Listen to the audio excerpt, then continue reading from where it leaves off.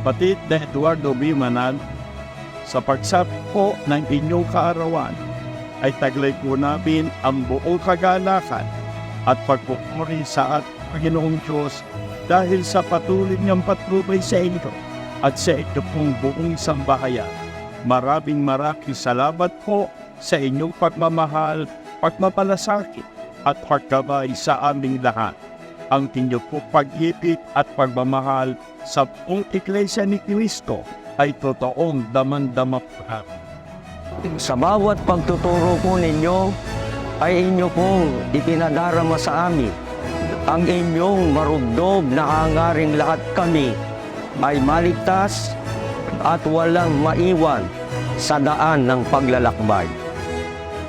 Tinuruan po ninyo kami na doblehin po namin ang aming pagsisikap upang lalo pang umunlad ang aming pananampalataya, pag-ibig at pag-asa. Inihikayat po ninyo kami na mamalaging matatag sa pagkahirang upang hindi mamatay ang ningas ng Espiritu na gumagawa sa amin.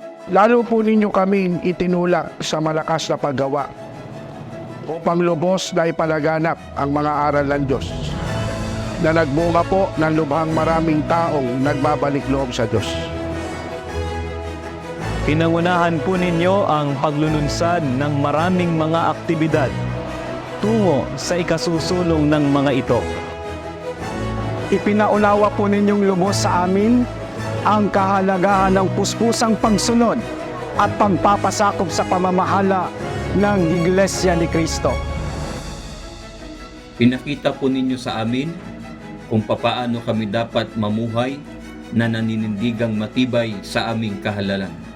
Sa madalas na pagkakataon, ay lagi po ninyong ipinapanalangin sa Diyos ang aming kapakanan. Kami naman po ngayon ang sama-sama na nananalangin sa ating Panginoong Diyos. Nawa po, patuloy pa kayong basbasan, ingatan at pagkalooban pa ng tibayong karunungan at kapangyarihan para po kami ay patuloy na mapaunahan. Happy birthday po! Mahal na mahal po namin kayo!